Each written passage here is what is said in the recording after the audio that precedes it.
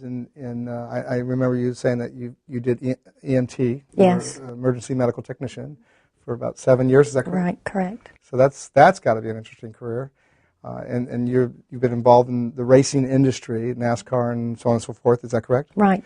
Now, the EMT part of it was all volunteer. Oh, you weren't I paid? volunteered for the community. No, I didn't get paid for that. Oh, I didn't realize that. Mm-hmm. There's a lot I've learned about you, Donna. I said the word amazing many times already in our conversations, but I'm going to say it again. You're an amazing woman.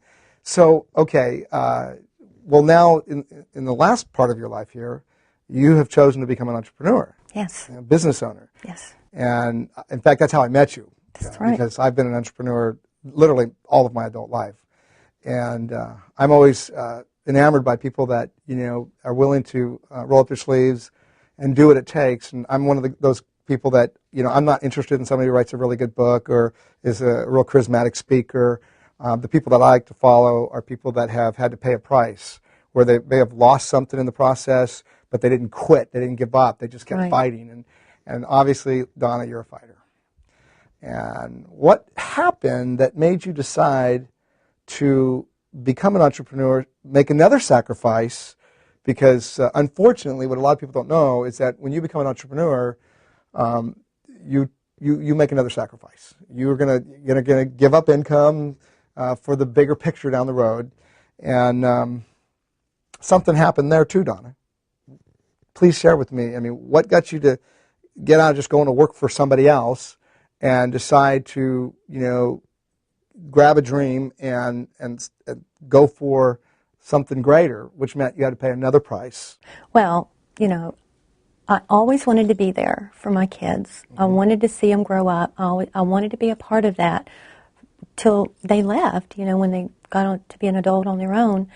And so wanting to go to the soccer games, wanting to go to the volleyball games meant so much to me, just to be able to be there, because before that I was always there, and I didn't want that to stop just because I had to go work a job to support my family.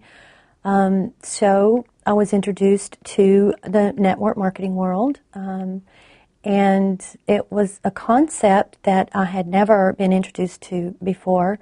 And I thought, this might be something that I can do and still own my life instead of someone else owning it. And I can, be there for my kids and make a comfortable living and be okay with that. So that's exactly what I did. I didn't know how, but many nights at the computer, trying to learn the product, trying to do whatever it took to learn about the industry, it was just interesting, and I just didn't want to stop, and the more I learned, the more I wanted to know, and I knew that I could work with people. I knew that I could identify with people and build relationships and trust, and so, it just kind of took off, and the more it came, the better, it got, and I was just having so much fun, and it was kind of like living the dream. So that's an important issue right there, the dream. Yeah. What is your dream? I mean, let's talk about that for a moment, because everybody's different, and I'm sure that the people that are listening to this and watching, they're thinking that they have a different dream, a different desire for themselves. But everybody has to be motivated by something. So, what motivated you to actually, okay, let's get going, let's make this thing happen, let's change from being an employee mentality to a entrepreneur mentality? Well, it goes back again to wanting to be there for my kids. Not only that, I wanted to teach them that we don't have to live in this conditioned world, because from the time we're kids, we're conditioned to think that you have to go to school. And don't get me wrong, education is very important, but we're taught you got to go to school, get an education, go to college, you got to get a job, work for your pension, work this 9-to-5 deal, and have insurance. I mean, all this stuff. And the reality of it is, it doesn't have to be that way. We can have our own lives, and we can have our own businesses, and just not have to live on the clock. So what you're saying, it's never too late to show or be that example for your children. No. Because unfortunately, I think what a lot of people have done, and Donna, I know that you want women, whether they're in an abusive relationship or not, I know that's not the total goal here. Right. You want to give people hope, and it doesn't matter whether you're male or female, obviously, You want to give people hope that, hey, look, it doesn't matter what stage in your life you're at, that if you want something greater, and in order for something greater to happen, you got to change, and you got to be willing to step forward and just basically step up to the plate. And that's what you're doing. So, okay, we know that, one of your goals and aspirations is certainly, and you're already connected the dots right now to make all these things happen. It's really cool. In fact, why don't you tell us about the Jack Canfield interview? I thought that was cool. I was absolutely blown away with the opportunity that I had. Oh, wait a minute. I got to share this. In case you don't know who Jack Canfield is, Jack Canfield is co-author for Chicken Soup for the Soul with all those books. And then also he was on the DVD called The Secret, which they sold hundreds of millions of DVDs around the world. And it's in multiple languages around the world. So this guy is a big deal. He's also come out with the Dream Big system, which I think you talked about how you want to implement that, I think, if I'm not mistaken, with some of the folks all the folks, I guess. Go ahead. I'm sorry. Share about your interview. Well, the interview was just absolutely overwhelming. I mean, I really totally didn't expect it.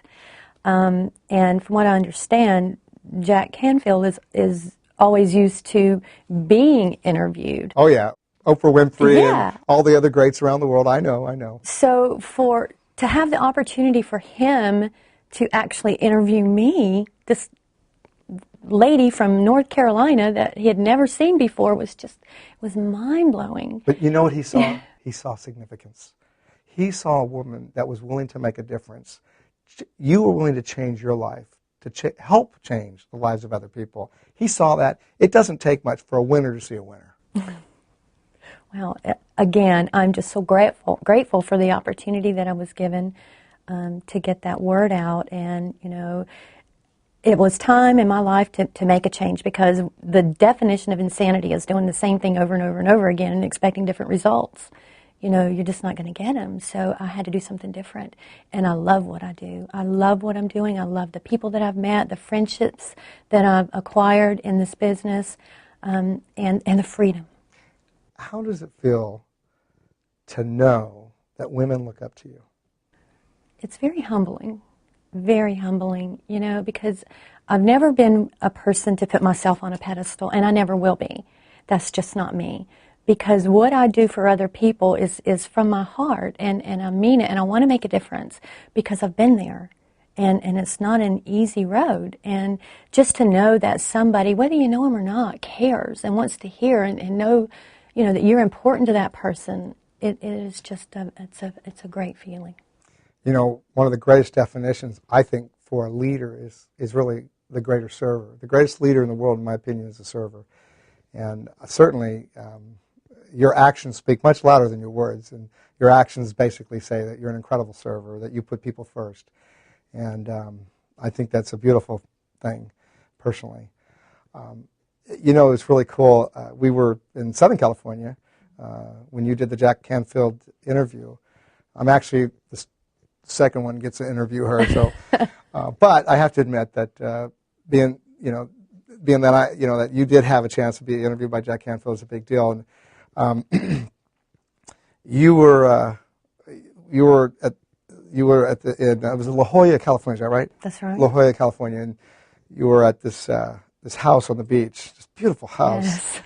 And I remembered looking at there was all these people there, and you said, Jim, one day I'm going to have this. This is so me. That's right. Yeah. You said, this is so me. What is so you? Tell me about that. I've always wanted to live at the beach, a house on the ocean. I don't know where I'll end up. It could be the East Coast, could be the West Coast, who knows? But I just know that one day I'll have that, because it's my dream. And now I've learned that I'm a person that's going to go after her dreams. Right on. It was really amazing. We talk about the law of attraction here. When you put yourself out there and the people come into your life, the Jack Canfield interview that he did with you,